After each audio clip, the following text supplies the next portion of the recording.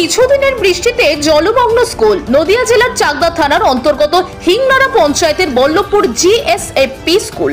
এই স্কুলে কিছুদিনের বৃষ্টিতে ক্লাসরুম থেকে শুরু করে অফিস রুম জলে থই থই করছে।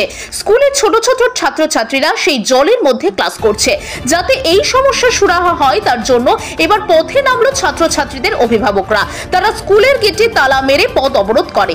এই খবর পাওয়া মাত্রই সেখানে উপস্থিত হন Chakdah block development officer, panchayat সমিতির সভাপতি সহ প্রশাসনিক কর্মকর্তারা। তারা আশ্বস্ত করে যান খুব তাড়াতাড়ি এই সমস্যার সমাধান করবে। ঠিক তার 2 দিন পর স্কুলে হাজির হন হরিণঘাটা বিধানসভার বিধায়ক অসীম সরকার মহাশয়। তিনি সেখানে এসে অভিভাবক ও শিক্ষকদের সঙ্গে কথা বলেন এবং তিনি জানান এই সমস্যা সমাধান করতে যা খরচ হয় তিনি নিজের কাছ থেকেই দেবেন এবং পরবর্তীতে মিড ডে মিলের গৃহ নির্মাণ, শৌচালয় নির্মাণের জন্য এমএলএ কোটা থেকে টাকা বরাদ্দ করবেন। আমরা কথা বলেছিলাম বিধায়ক অসীম সরকার, স্কুলের শিক্ষক এবং অভিভাবকদের সঙ্গে।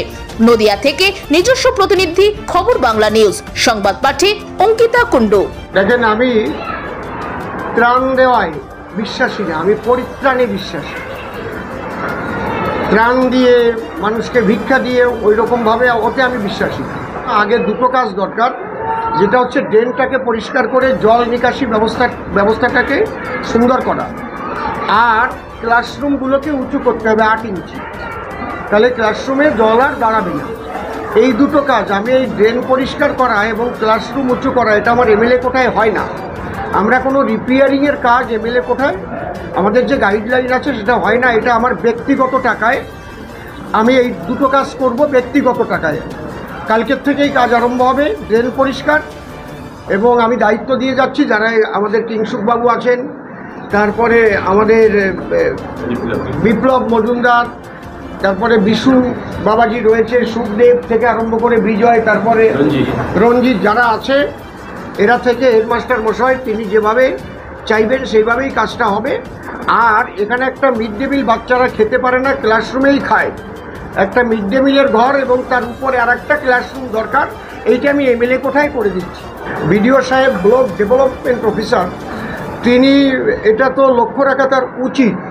তারপরে পঞ্চায়েত সমিতি যে রয়েছেন, পঞ্চায়েত সমিতির যিনি আমাদের সভাপতি রয়েছেন, তাঁরও দেখা উচিত বলে আমি মনে করি।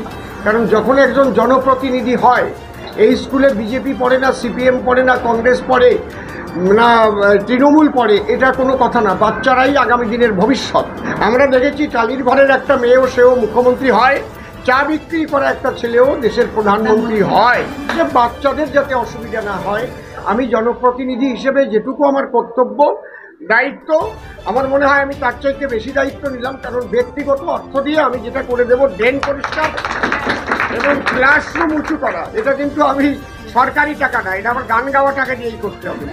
আজকে আমাদের বল্লভপুর জিএসএফপি স্কুলের যে সমস্যা, এটা একদিনের নয়, এটা দীর্ঘদিনের সমস্যা। এতে আমরা ভুক্তভোগী, তার সাথে সাথে আমাদের বাচ্চারাও ভুক্তভোগী। যেখানে চারিদিকে বেসরকারি স্কুল স্থাপিত হচ্ছে, সেখানে প্রচুর টাকা দিয়ে মানুষ পড়ছে, সেখানে এরকম একটা চাকদা ব্লকের একদম শেষের দিকে একটা স্কুল, যেখানে সরকারি স্কুলের উপর মানুষের যে ভরসা, সেই ভরসার জায়গাটাতে আস্তে আস্তে কিন্তু আমাদের যে পরিকাঠামোগত যে উন্নয়ন, সেটা কিন্তু আমরা করতে পারিনি। আর এর ফলে কোনো প্রাকৃতিক দুর্যোগ হলেই আজকে স্কুলের পরিস্থিতি পুরো জলমগ্ন। বাচ্চারা না পারে বসতে। আমাদের 6টা ক্লাস, কিন্তু আমাদের রুম হচ্ছে 4টে। আজ যদি এই বর্ষাকাল আসে, সেখানে রুম হয়ে যায় 2টো, সেখানে 200-এর উপর বাচ্চা নিয়ে আমরা স্কুলটা চালাচ্ছি। সেখানে আমাদের কী পরিমাণ সমস্যার সম্মুখীন হতে হচ্ছে, সেটা আমরা যে দীর্ঘদিনের ভুক্তভোগী।